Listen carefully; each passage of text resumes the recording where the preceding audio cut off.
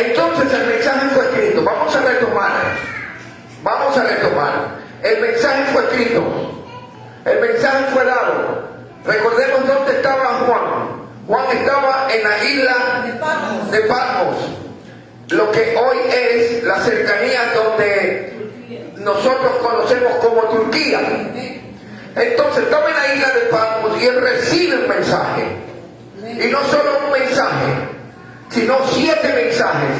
De parte del Padre dado a Jesucristo la revelación para que eso sea dado a Juan.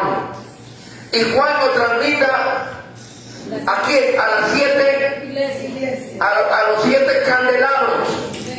A los 7 candelabros. ¿Quiénes son esos 7 candeleros o candelabros? Las iglesias. Pero ¿quiénes están al frente de estas iglesias? Las estrellas. ¿Y quién es el que sostiene las estrellas? Jesucristo. ¿Y quiénes son esas estrellas? Los mensajeros. Los pastores. Por eso la Biblia nos enseña que Él es el pastor de pastores. Y la Biblia enseña también que Él está en medio de su pueblo. Por eso el Señor Jesucristo supo decir que donde 2 o 3 están reunidos en su nombre, en medio está Él. A su nombre sea la gloria. ¿Estamos entendiendo, hermano? Entonces las cartas fueron dadas para que, si bien es cierto, fue dada en un tiempo, pero también el libro de Apocalipsis, recordemos qué significa Apocalipsis, no es otra cosa que la revelación de los últimos tiempos. La cortina se corre, porque hay misterios que no fueron revelados antes, sino que cada cosa o cada tiempo trae se desvela, se rompe, se quita el velo. ¿Para qué? Para que las cosas se den como Dios lo supo manifestar. Amén. Hoy por hoy estamos viviendo, hermanos, los últimos tiempos. La iglesia está próxima a marcharse. Por eso es que nosotros, hermanos amados, necesitamos conocer la palabra. Usted necesita conocer la palabra. Usted necesita leer. Y por eso estamos los pastores, las estrellas, los que tenemos que responderle a Dios algún día, de decirle a la iglesia que el Señor viene pronto. Tenemos que ponernos a cuentas. Y para eso Dios dejó estas cartas, para que la iglesia, todos los siervos, porque si usted lee el libro de Apocalipsis capítulo 1, dice que estas cartas fueron dadas para que los siervos conozcan. ¿Quiénes son siervos de Jesucristo? Sino nosotros, hermanos, la iglesia del Señor.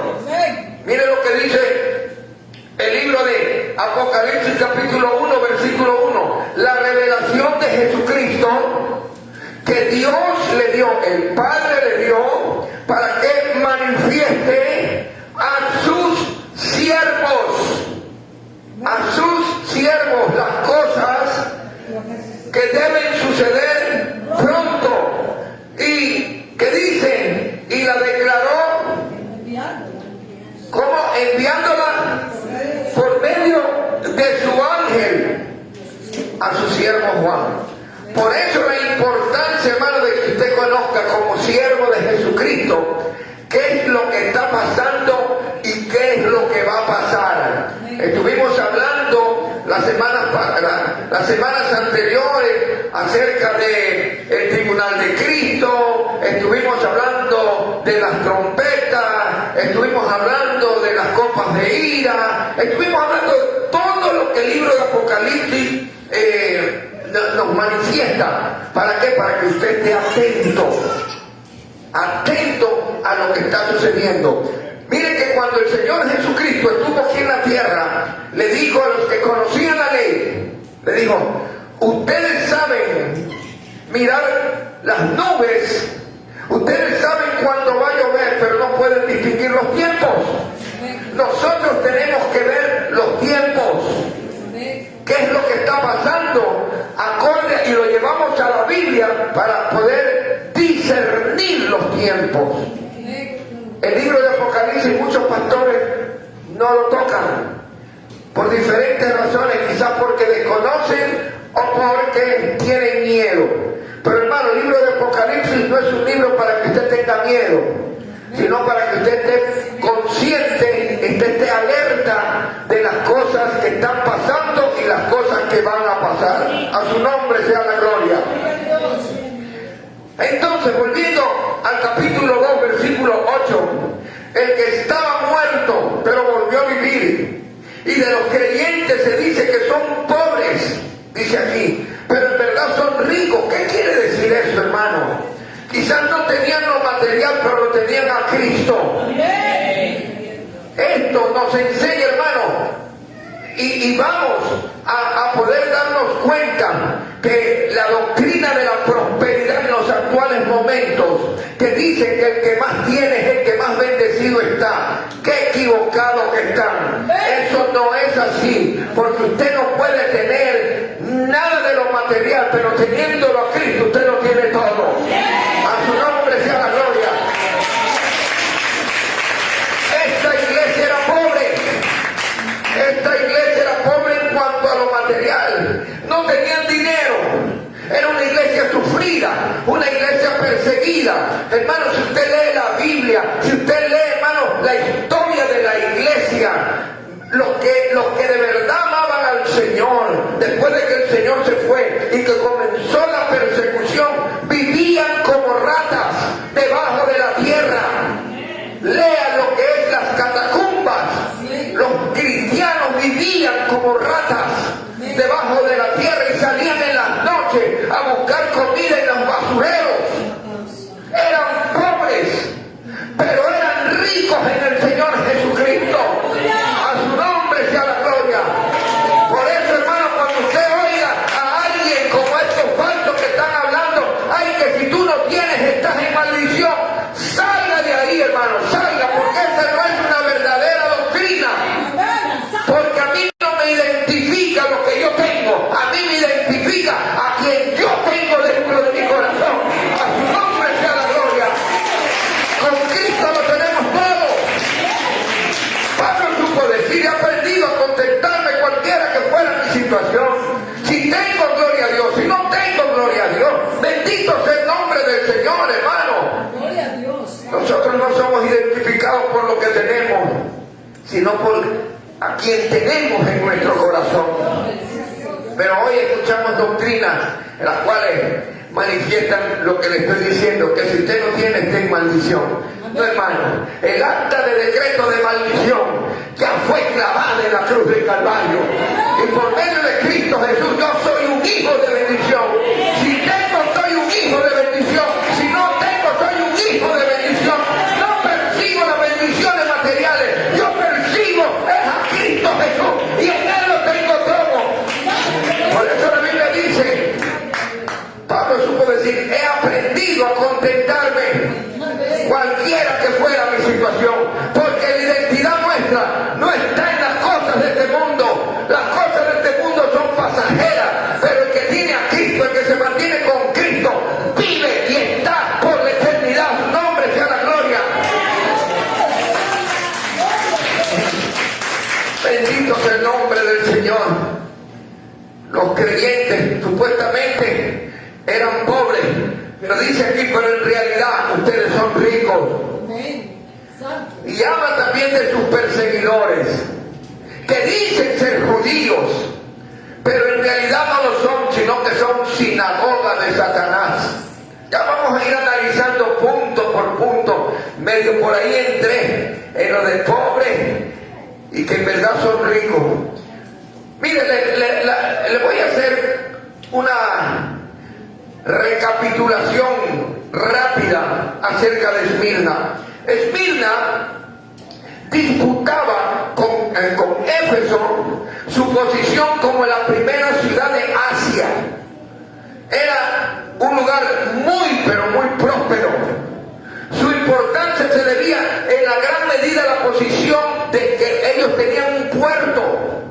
Y ustedes saben que donde hay un puerto hay ingresos, porque barcos entran y barcos salen. Bendito sea el nombre del Señor. Y eso lo convertía en un lugar privilegiado en cuanto al comercio, porque entraban por el agua, traían artículos Entonces eso de ahí se vendía, cosa que otras ciudades no lo tenían. Y la gran variedad de monedas encontradas por los arqueólogos en la ciudad nos hace pensar que fue una ciudad, como lo dije, rica y próspera. Ahora bien, otro detalle en el que Éfeso y Esmirna se parecían es que ambas ciudades eran importantes en el culto imperial en Asia, porque ya por el año 26, ya después de Cristo, después de que el Señor Jesucristo se fue, durante el reinado de Tiberio César, se había erigido, se había elevado, se había hecho en Esmirna un templo en honor de ese emperador. Y una vez al año todos los ciudadanos, a excepción en ese entonces de los judíos, tenían la obligación públicamente de ir a honrar al César. El César era el Señor de ellos, algo que a los verdaderos cristianos no les parecía, y ellos se negaban a adorar, a rendirle pleitesía al César, puesto que ellos confesaban de que Jesús era su Señor. Hoy por hoy, hermanos amados, muchos están callados y no hay necesidad de decirle, oye, tú amas al Señor. Ellos le van a decir que sí, pero con sus hechos lo están negando. Con sus hechos lo están negando. Cosa que estos hermanos, no, los hechos de ellos hablaban por sí solos. Para ellos, el vivir era Cristo y el morir para ellos era ganancia. Entonces, como acabamos de decir, los judíos estaban exentos de la obligación de adorar al emperador, puesto que Roma todavía toleraba a los que eran monoteístas, es decir, que creían en un solo Dios. Y durante un tiempo el cristianismo fue considerado por las autoridades romanas como una parte del judaísmo. Decían que los cristianos formaban también parte del judaísmo y por lo tanto también fueron excluidos de la adoración imperial. Hasta que llegó después el tiempo en que los mismos judíos comenzaron a rechazar a los cristianos. Bendito sea el nombre del Señor. Hermanos amados, qué triste es cuando yo me pongo a leer la historia de la iglesia, cuando me pongo a leer los mártires de la iglesia, hermano, el sufrimiento que ellos pasaron por amor a Cristo, ninguno de nosotros lo hemos pasado. Y no es necesario, hermano, preguntarle a la iglesia hoy por hoy si niega a Cristo, si con sus actos lo están negando. Con sus actos lo están negando, hablando mal del hermano, chismeando, teniendo celos, teniendo envidia. Eso de ahí no es de Dios, eso es del enemigo. Entonces por eso nosotros debemos buscar más la presencia de Dios y meternos en las cosas del Señor. ¿Para qué? ¿Para qué? Para que en nosotros abunde el amor de Dios. Porque el amor de Dios cubre multitud de errores, hermano. Cuando no hay el amor de Dios, usted comienza a verle el pelo a todo el mundo. ¿Me está escuchando? ¿Pero por qué este hermano? ¿Y por qué pero mira la paz, tú mira la paz del ojo ajeno, pero no miras cómo estás tú? Hermano, el amor cubre multitud de faltas. Todos somos imperfectos. Esta iglesia nos da una escuela, nos da una cátedra. Por eso el Señor tomó como ejemplo esta iglesia, que era sufrida, que era perseguida, porque no era fácil, hermano, en ese entonces pararse y decir yo soy de Cristo.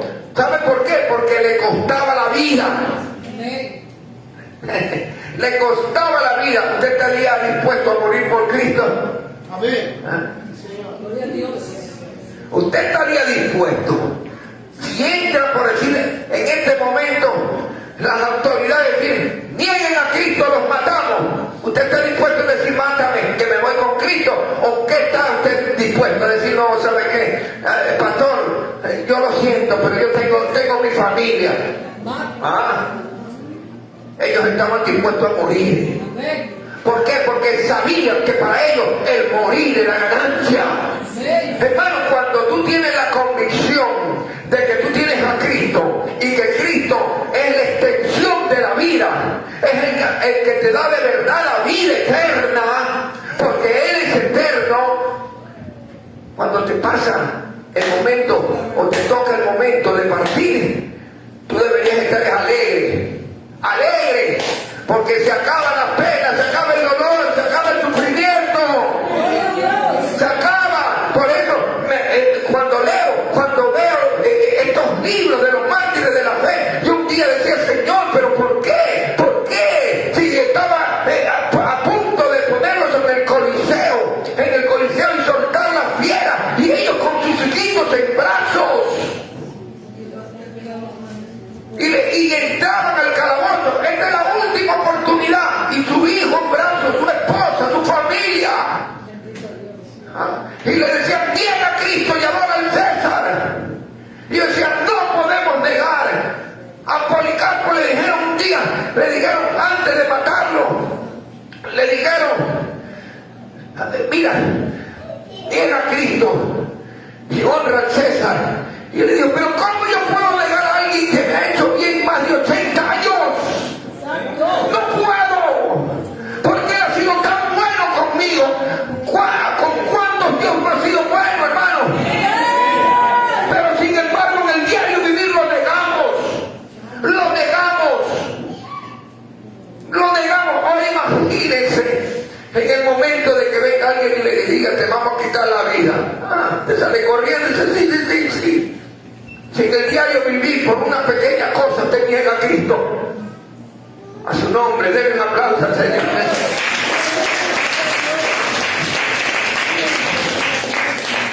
Esta iglesia, hermano, esta iglesia fundada en Esmirna, aunque lo más probable es suponer que tuvo lugar cuando Pablo, la fundación de esta iglesia, cuando Pablo, ahí en el libro de Hechos, en la carta de los Hechos de los Apóstoles, en Hechos 19, versículo 10, cuando Pablo hizo su viaje misionero, él prolongó, dice la palabra que prolongó su estancia en Éfeso, pero se estima, se presume que mientras estuvo en Éfeso, pasó hacia Esmirna, y en Esmirna fundó esta iglesia. Ahora, Esmirna fue conocida en el cristianismo primitivo por la figura, como le dije, de Policarpo. El pastor de esa iglesia fue Policarpo y fue matado. ¿Y quién era Policarpo si no fue un discípulo de Juan? Él fue el obispo, él fue el pastor de la iglesia en Esmirna y fue entregado, miren, por algunos judíos a las autoridades romanas en el año 155 después de Cristo. Y la historia nos cuenta que él fue fiel hasta la muerte. Y como les dije, antes de ser ejecutado, el procónsul romano se le acercó a Policarpo y le dio la oportunidad de elegir, de maldecir a Cristo o de bendecir al César. Y entonces él le dijo que él no podía, que él tenía 86 años sirviéndole al Señor y que siempre el Señor ha sido bueno y que por lo tanto él va a ser el fiel hasta la muerte. Gloria a Dios. En Apocalipsis capítulo 2 versículo 9 dice, yo conozco tus obras. Vamos a adentrarnos ahora un poquito más a esta carta. Yo conozco tus obras. Usted sí sabe que Dios conoce todo lo que hacemos. Yo quizás no sé lo que usted hace, pero hay uno que todo lo ve, que todo lo sabe, que todo lo escudriña.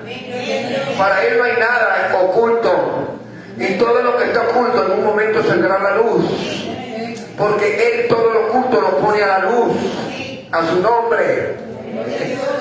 Conozco tus obras y tu tribulación. Él sabe también lo que usted está sufriendo, y tu pobreza, pero tú eres rico. Y la blasfemia de los que se dicen ser judíos y no lo son, sino sinagoga de Satanás.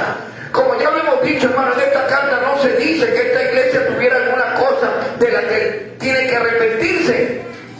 Eran 7. Salmo 2. Esmirna y Filadelfia. Esmirna, la sufrida, la iglesia sufrida, la iglesia perseguida. No tenía nada de que arrepentirse, sino que de hechos el Señor la lava, la lava. El versículo comienza haciéndoles notar que Jesús conoce bien, es que el Señor conoce bien todo lo que nosotros hacemos. No solo lo suyo, sino también la maldad, hermano, de los enemigos.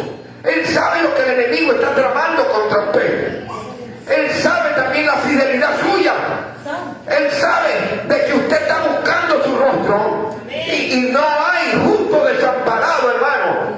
Clame el justo, Dios va a escuchar. ¿Cuántos lo creen, hermano?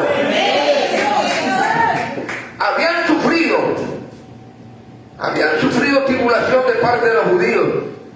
La iglesia de Esmirna había sufrido la tribulación, que parece que en su caso había venido, como les dije, de parte de los judíos, porque imagínense, su propia raza, sus propios hermanos, entre comillas, comenzaron a atacarlos.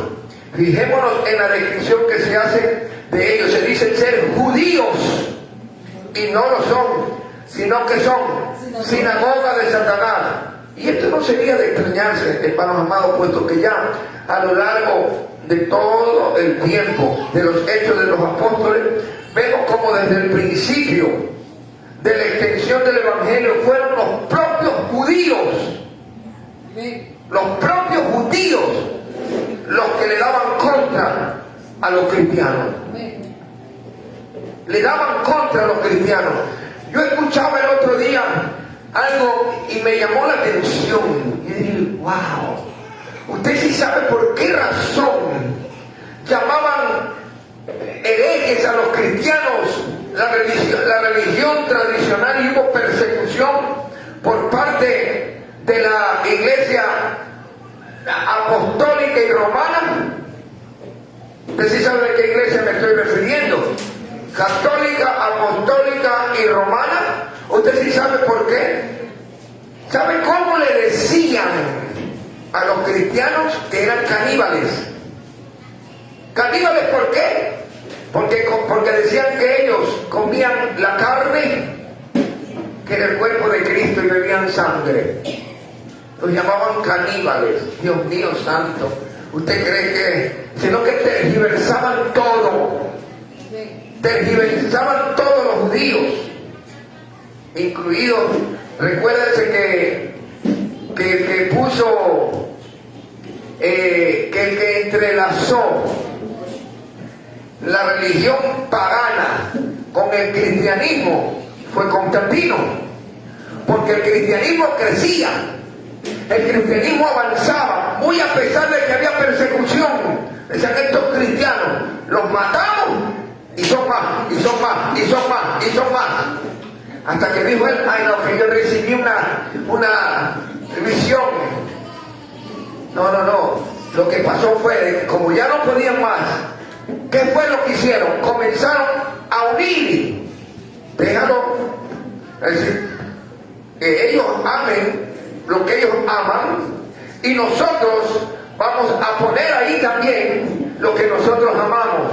Cada cual ame lo que quiere. Entonces se une.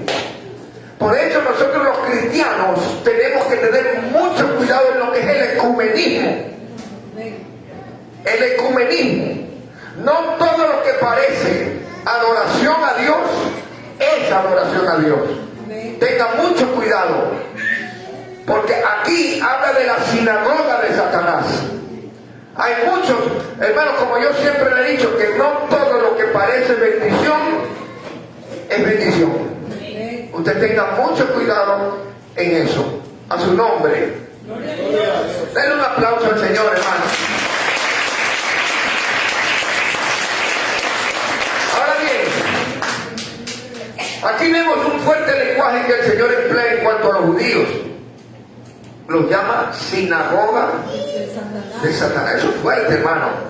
Y esta expresión nos da a entender que su culto de adoración no congregaba al pueblo de Dios, y a quien realmente ellos servían era Satanás. Hoy vemos muchas iglesias así, que están llenas alcahuetes del pecado, que dicen amar a Dios, pero con sus hechos lo niegan.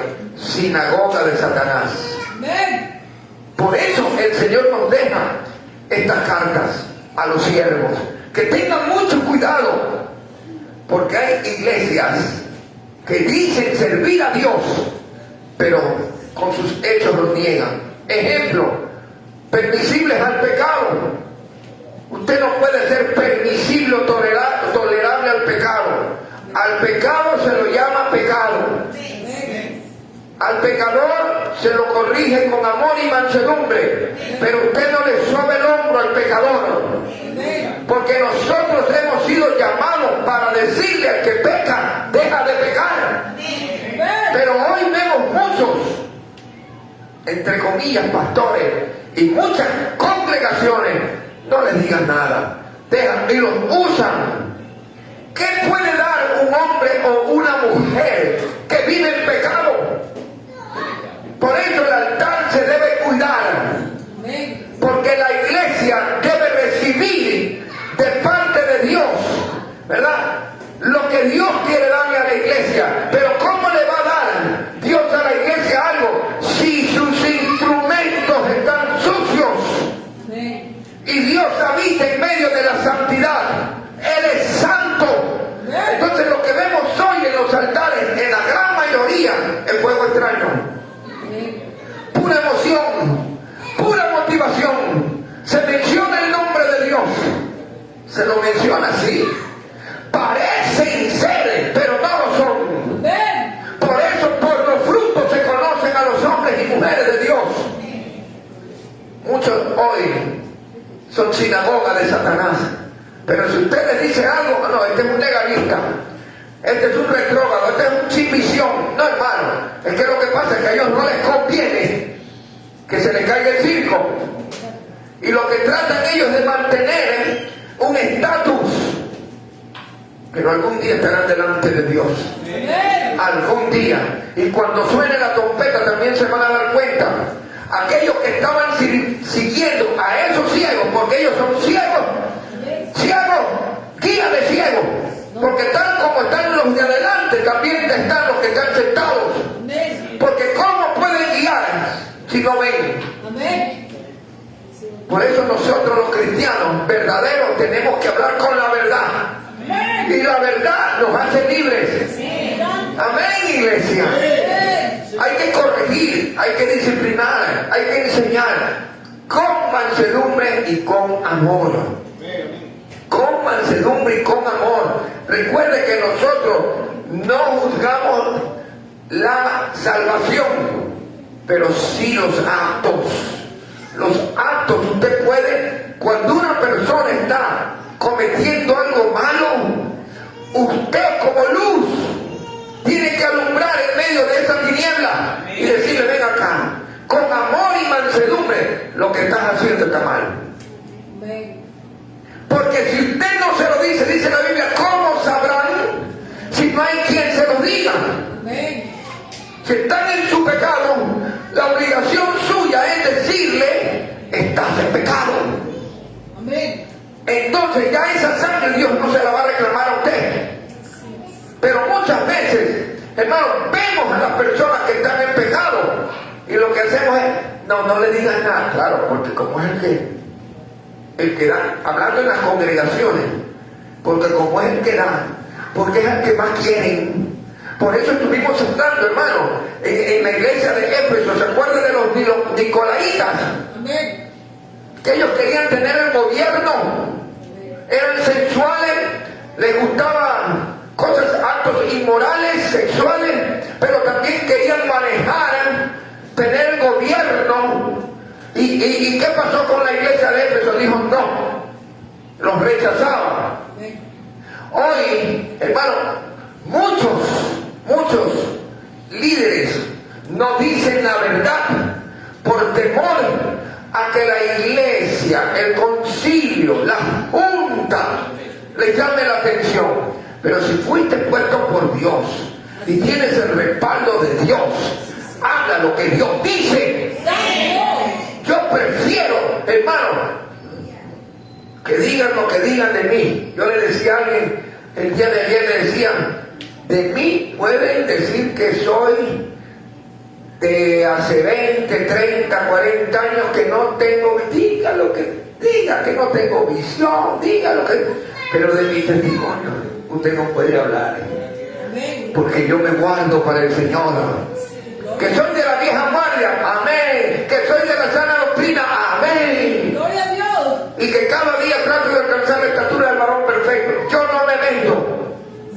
No me vendo. Y yo siempre lo he dicho, por esa puerta entraron todos y por esa puerta también se puede ir. Pero cuando usted venga a esta iglesia, usted lo que va a oír es palabra de Dios. Palabra de Dios, no palabra de hombre. Palabra que lo confronte, palabra que lo edifique, palabra que lo restaure, palabra que lo anime, palabra que lo fortalezca. Eso es lo que tiene que oír usted para que cuando suene la trompeta, usted esté listo. Porque de qué me sirve que él nos siga a los pastores, van a estar aquí y dar un lindo sermón y usted se va para el infierno. Algún día Dios me va a decir, oye, ¿por qué no hablaste la verdad? Como a muchos se los va a decir el Señor, que no hablan la verdad. El sufrimiento de esta iglesia era tremendo. Dice, era una iglesia pobre pero rica. Seguramente los creyentes en Esmirna eran personas de condiciones humildes.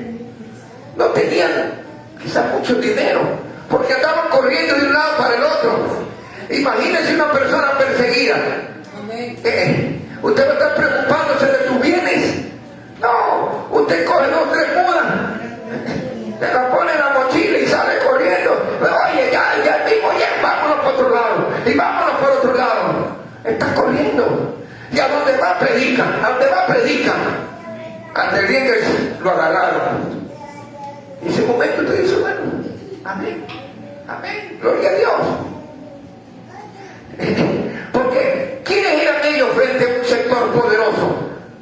Es como usted no tiene. Yo he visto casos, hermano, de gente humilde que no tiene para defenderse. La cárcel, la penitenciaría está llena de pobres. Porque los que tienen dinero, los que tienen corbata, son pocos los que están allá adentro. Y si están un tiempo, pero después salen. ¿Por qué? Porque los pobres no tienen para gastar tanto como tienen los ricos para defenderse. Pero sin embargo en la cárcel hay muchos que son inocentes. Muchos que son inocentes. Yo he ido a las diferentes cárceles del país y me he dado cuenta un día. Yo fui hacia la penitenciaría y cuando entré había un hombre. Y yo le digo, se me acerca y me dice, aquí nadie lo va a tocar, papá. Me dice, le digo, gracias, mijo. Mira que yo voy a tal lugar y él me acompañó en ese entonces. Y en las conversaciones que teníamos los dos le digo, ¿y cuándo ya tú sales? Ay, me dice, yo no sé cuándo. Entonces le digo, ¿por qué? Porque ya mi sentencia se cumplió. Tenía 8 años y le habían puesto 4. Y tenía 4 adentro. ¿Por qué no salía? Porque era pobre. Porque no tenía dinero para contratar un abogado. Y yo le dije, mijo, dame tu caso, dame tu nombre. Y a la vuelta de 2 semanas yo llegué y él ni se acordaba. Y entré con la boleta de libertad. Y le dije, vamos que te vas para la calle. Dobló las rodillas, me quería atravesar los pies. No, tú no tienes que darme las gracias a mí, dame las gracias a Dios, que en el camino me puso a mí. Así es, hay mucha gente.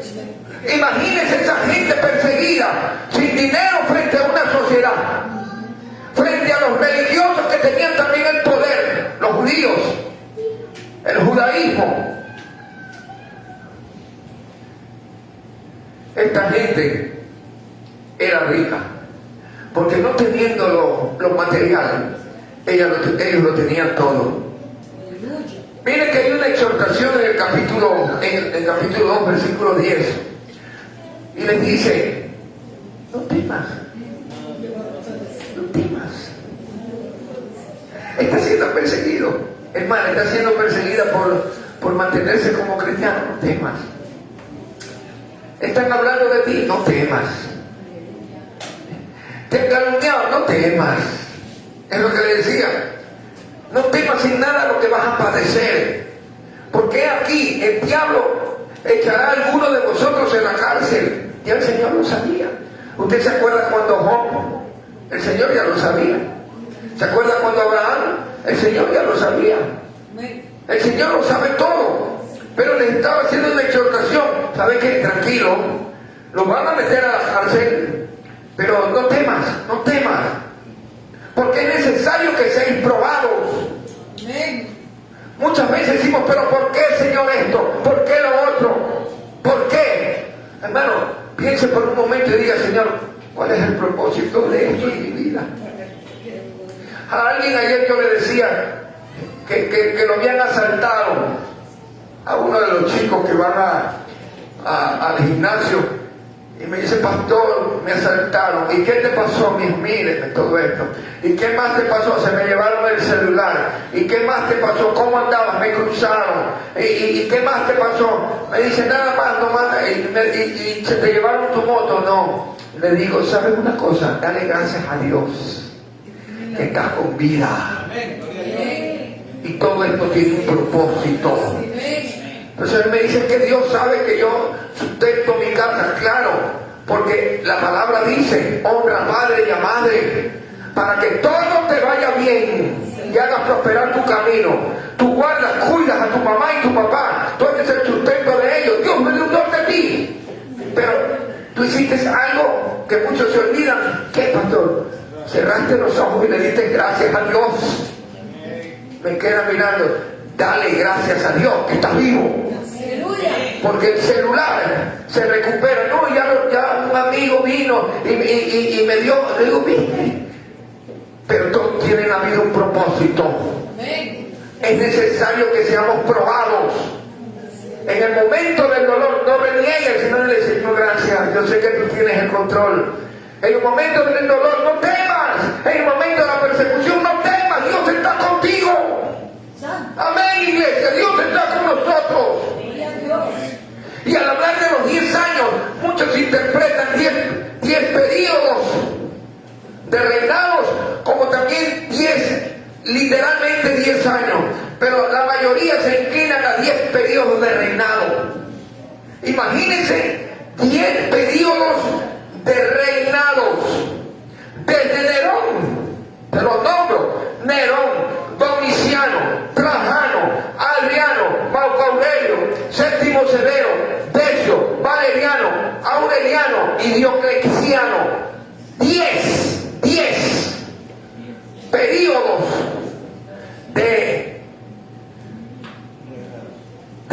de gobernantes que tenían que ellos sufrir. Pongámoslo así. El Señor viene aquí y le dice, iglesia, ustedes van a sufrir 10 años, pero no temas, sé fiel, que yo estoy con ustedes. Y la gente dice, bueno, 10 años, pero no estamos hablando de 10 años, estamos hablando de decenas de años en las cuales vas a ser perseguido, te van a meter a la cárcel, te van a matar. Recuerden, Policarpo, lo mataron por no negar a Cristo. Ustedes saben todo lo que le hacían a los cristianos. No solo eran las fieras, los desmembraban, los metían en cárceles oscuras, y en las cárceles oscuras no les daban de comer, y ahí le echaban 5 ratas, los cortaban para que cuando estén ahí cansados, débiles, las ratas comiencen a morderlos. Pero ellos decían, yo sé que el Señor está conmigo, yo sé que el Señor un poquito más, un poquito más, un poquito más. Ellos eran fieles, amaban al Señor, no les importaba la persecución. estarías dispuesto tú a pasar eso? Eso lo sabe usted. Dios. Aleluya. Esmirna fue el centro de persecución, así como era una ciudad, un puerto que llamaba mucho la atención, así también llamaban mucho la atención los cristianos. Y entonces por eso era un centro de búsqueda, de persecución. Y la tribulación iba a aumentar cada día más en Esmirna, porque recordemos 10 años, no es que un añito y ya terminó. Primer año, vamos al segundo, y vamos al tercero, y a qué hora termina esto. Y seguía, y seguía, y seguía, y no era uno, era familia, que las cogían y las mataban. Satanás iba a echar a muchos en la cárcel. Y esta situación se debía a que algunos miembros de la comunidad judía estaban colaborando con las autoridades. Miren, quienes decían conocer a Dios eran aquellos que estaban matando a los siervos de Dios. Eso me recuerda a la mal llamada Santa Inquisición, que de santa no tuvo nada. Que los mismos romanos, que el mismo papado mandaba a matar a la gente y le decían que eran herejes y los ponían, hermanos amados, como antorcha, y vaya averigüe cuáles eran los instrumentos que ellos usaban. Los instrumentos de tortura. ¿Por qué? Porque los cristianos verdaderos decían: no, nosotros nos inclinamos ante Cristo, pero querían que se inclinen ante el Papa y las indulgencias, y nadie se podía casar si es que primero no lo autorizaba el Papa. A su nombre sea la gloria. Gracias a Dios, en el año 1961 se acabó eso, porque antes era así. Tenía que acudir uno a pedir permiso para poderse casar, y el permiso venía desde arriba. Si no, no se podía casar. Ahora ya no. Bendito sea el nombre del Señor.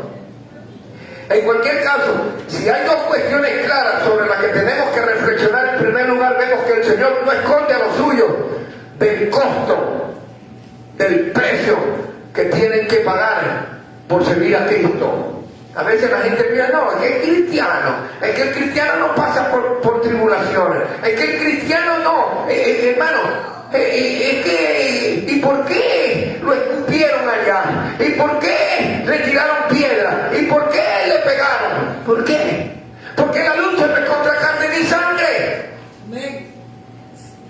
Son demonios que se levantan contra ¿quién? Contra los hijos de Dios. El Hijo de Dios y los hijos del diablo. Hay una lucha. Entonces, como somos luz, las tinieblas no quieren que resplandezcamos en medio de la luz. Y cuando usted arde con el fuego del Señor, inclusive hasta los que dicen ser, lo comienzan a atacar. Como los judíos, los que dicen amar a Dios, mira, y comienzan a hablar de usted, a hacerle daño. No tienen la valentía ni el coraje de confrontarlo y decirle: ven acá, hermano, sino que por detrás, como zorras, haciendo nido por debajo, para que usted se venga abajo. Que el Señor reprenda eso en esta iglesia. Denle un aplauso al Señor, hermano.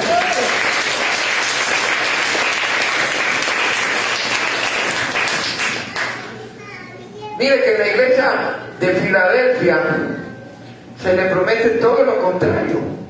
Acá no temas, vas a ser perseguida. En cambio, allá en la Filadelfia, cuando estemos tratando esa iglesia, va a ser todo diferente.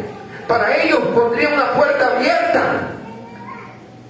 la cual nadie podía cerrar, y entregaría de la sinagoga de Satanás a los que se decían ser judíos, pero que no lo eran. Bien, lea usted en su casa Apocalipsis capítulo 3, versículos del 8 al 10.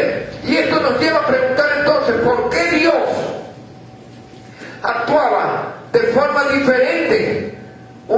De una manera con Esmirna, que amaba a Dios, y por qué de otra manera con Filadelfia, que también amaba a Dios. Y de hecho, la historia de la iglesia ha revelado, hermanos amados, estas diferencias en infinidad de ocasiones y aún las podemos seguir viendo.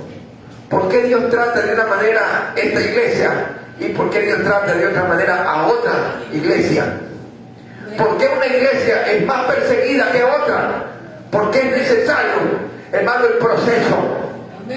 Es necesario que todos seamos probados. Es necesario el examen. Y no todos tienen que pasar el mismo examen. Porque hay unas que están más maduras que otras. Hay unas que están ya más preparadas que otras. Entonces tiene que ser probada nuestra fe de parte de Dios. Y Él es quien conoce bien a sus alumnos. Él conoce cómo está usted. El trato que me da a mí quizás es diferente al suyo, o quizás el suyo es diferente al de la hermana. Pero ¿por qué a ella la bendice y a mí no me bendice? Si ella ama a Dios y yo también. ¿Ah? ¿No se ha puesto a preguntar eso? Si los dos amamos a Dios, es que hay algo que Dios lo conoce y que Él, como es el profesor, sabe cómo tratar a cada alumno. A su nombre sea la gloria. Mire, Apocalipsis 2:10, ya vamos a terminar. Una promesa que da el Señor: no temas en nada lo que vas a padecer. Y le dice: sé fiel hasta la muerte, y yo te daré la corona de la vida. ¿Cuál es la corona de la vida? ¿Ah? La vida eterna. Y esto es para los que terminan peleando, los que terminan ahí agarrados del Señor. En estas palabras de consuelo del Señor Jesucristo para su iglesia en Esmirna, vamos a tratar estos puntos. ¿Cómo podemos nosotros vencer el temor? ¿Se ha puesto a pensar cómo venzo yo el temor? Le dice aquí que no temas. Ahora bien, ¿cómo es posible vencer el temor en medio del sufrimiento? Si somos humanos. Dios fija de antemano el límite de las pruebas. Tendréis tribulación por 10 días. Esto no es para siempre.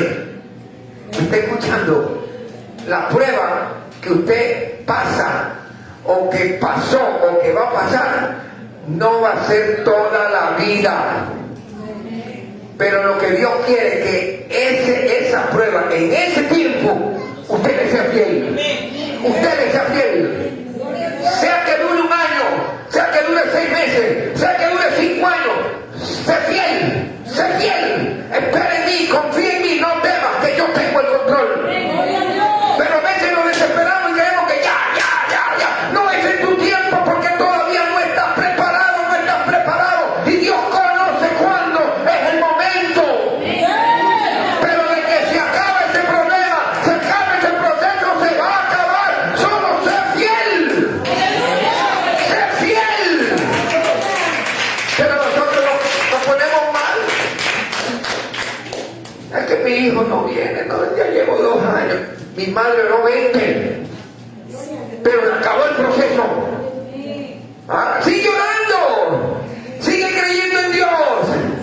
Amén. Sé fiel. Pero es que mi esposo todavía, mire cuánto tiempo llevo y todavía sigue siendo tremendo. Sigue orando, porque el Señor quiere ver tu fidelidad. Fíjate, tu fidelidad es grande. Claro, y tú quieres que Dios sea fiel. ¿Y qué tal? Si en medio de la prueba tú no le eres fiel. ¿Ah? Y tú quieres que las cosas se arreglen para tus propios deleites. ¿Ah?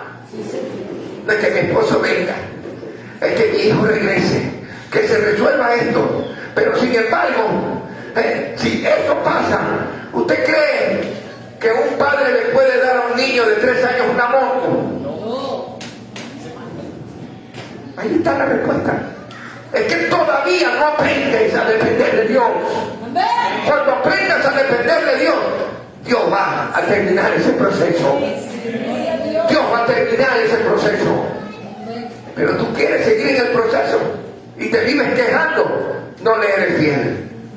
¿Sabes cómo le eres fiel, hermano? Gracias, Señor. No lo veo, pero lo siento. Yo sé que tú tienes el control, Señor. Yo sé, Dios mío, que tu palabra dice que en algún momento, así como a la iglesia de Esmirna, que le dijiste 10 años, yo no sé si demorará esto 1 año, 2 años, 3 años, pero hasta el tiempo que sea, Señor, y aún muriéndome, Señor, yo sé que tú vives y que la promesa que tú me has dado, cree en el Señor Jesucristo y serás salvo tú y tu casa. Aún mis ojos cerrados por ver, allá arriba lo veré. Allá arriba lo veré. A su nombre, allá arriba lo veré. Pero le eres fiel hasta la muerte. Le eres fiel hasta la muerte. A su nombre. Eso es lo que Dios quiere de nosotros. Que le seamos fieles. Es que nosotros tenemos nuestra identidad en el yo. No es en el yo, sino en Cristo. Cristo es la esperanza de gloria. ¿Cuándo vamos a poder aprender? Para mí el vivir es Cristo. Lo decimos, sabemos el versículo. Para mí el vivir es Cristo. Me será verdad.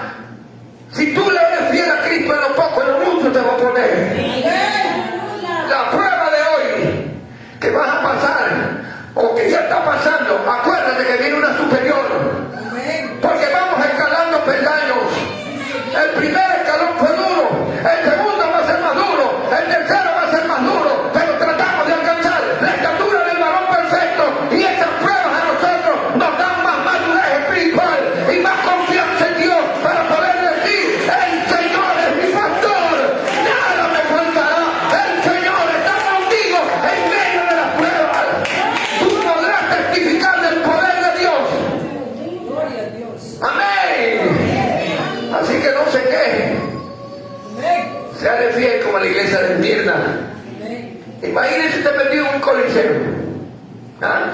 Usted tiene su hijito ahí. Y viene un león y le arranca la cabeza. Y ellos decían: tu fidelidad, no importa, Señor, es grande. Imagínense, le destrozaba el corazón y rácate, le sacaban el brazo a él. Tu fidelidad. Porque sabían que para ellos el vivir era Cristo y el morir era ganancia. No les importaba la situación, no les importaba el problema. Sabían de que el Señor les había prometido que estaría con ellos, que estaría con ellos para siempre, y que muriendo se iban más rápido a su presencia. Oh, qué linda iglesia, bendito sea el nombre del Señor. Es que el Señor está en control de todo, hermano. No piense que el Señor no sabe su sufrimiento. Satanás no puede hacer lo que quiera con los creyentes. Él no puede hacer. ¿Usted se recuerda de Pedro? Tuvo que pedir permiso. ¿Usted se recuerda de Job? Tuvo que pedir permiso. Él no puede tocarnos si es que el Señor no autoriza. Y usted no puede ser tentado más de lo que usted pueda soportar. Amén. Entonces, viene Satanás, lo ve usted ahí, todo contento, todo con las bendiciones, agarrado bien de su esposo, agarrado bien de sus hijos, viene los domingos a la iglesia: te alabo, mi hijo, eres grande, fuerte, poderoso, y comienza a cantar. Padre, déjamelo tocar. Porque no te vas a tocar si es que el Señor no lo permite. Déjamelo tocar para ver que si va a seguir así, viniendo los domingos, viniendo con la familia, alabándote a ti. Déjamelo tocar y tú vas a ver. Ahí es donde se ve signos fieles. Vino, se quedó sin trabajo. Ay, ay, ay.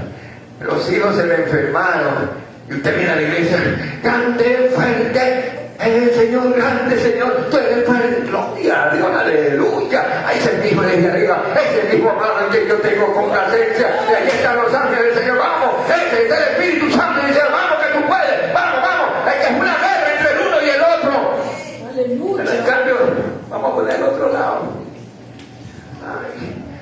Y ya el pastor: oye, hermano, ay, pastor, si usted supiera, mi hijo está enfermo, mi esposo se me ha ido, y comienza los ay, ay, ay. ¿Ah? ¿Y tu fe? ¿Ah? Y no decía que creía en Dios, y no decía que lo amaba. ¿Ah? Está siendo probado. Pero si usted hace lo que Le dije el primero, alaba a Dios en todo tiempo, ¿verdad? En esa prueba está alabando a Dios. Eso de mí se tiene que ir porque se tiene que ir. Porque el diablo se va a dar cuenta que como usted no puede. Que como usted no puede, se equivocó. Y el Señor mismo le decía, suéltalo. Ya te demostró que Él me ama. Como Job. Si se acuerda de Job, le tocó al mundo, lo dejó hasta con lepra. Y ya, ¿hasta qué hora? Ya, pues suéltalo. Y no lo bendijo. El proceso le duró toda la vida, no, ¿verdad?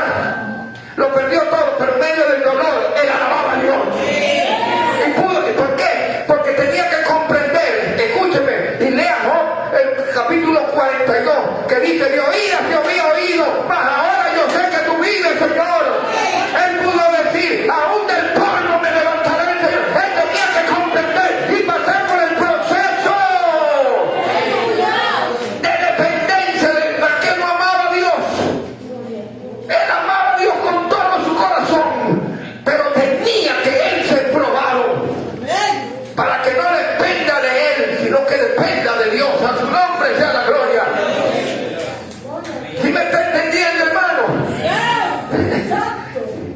Se fiel hasta la muerte. Y entonces cuando usted le fiel hasta la muerte, el Señor le dará la corona de vida. Y esto no es solo para uno, sino para todos los que creen en el Señor. Vamos a ser probados, hermanos, sí. No vienen tiempos mejores como los mentirosos dicen hoy, que vienen tiempos mejores, mentira del diablo. Vienen tiempos peores, pero la iglesia tiene algo que afuera no tiene, a Jesucristo de su lado. Y mientras nosotros estemos en esta tierra, nadie nos podrá hacer frente, porque el Señor está con nosotros. Y ahora